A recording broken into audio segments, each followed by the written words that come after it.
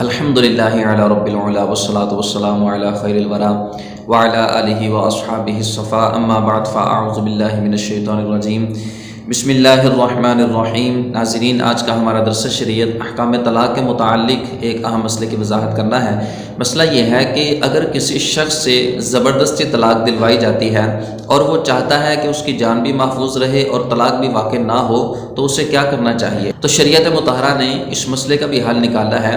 کہ طلاق بھی واقع نہیں ہوگی اور اس بندے کی جان بھی محفوظ ہو جائے گی۔ اب اس میں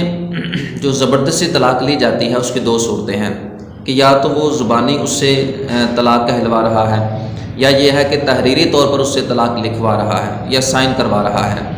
تو جو تحریری طور پر طلاق نامہ ہوتا ہے وہ جب زبردستی لکھوایا جاتا ہے یا طلاق نامہ پہلے سے فل ہے اس کے اوپر زبردستی سائن کروا لیے جاتے ہیں، تو یہ جو سائن ہوتے ہیں یا جو طلاق نامہ ہوتا ہے اس کے اندر طلاق واقع نہ ہونے کی صورت یہ ہے کہ وہ شخص دل سے بھی طلاق دینے کا ارادہ نہ کرے اور زبان سے بھی طلاق کے الفاظ نہ دہرائے، تو پھر ایسی صورت کے اندر جو تحریری طلاق ہوگی وہ شرعی اعتبار سے واقع نہیں ہوگی۔ اور جہاں تک طلاق کہلوانے کی بات ہے تو جو بول کر طلاق دی جاتی ہے، زبان کے ذریعے سے طلاق دی جاتی ہے، اس میں طلاق نہ واقع ہونے کی ایک صورت ہے کہ وہ شخص طلاق کی نسبت اپنی زوجہ کی طرف نہ کرے۔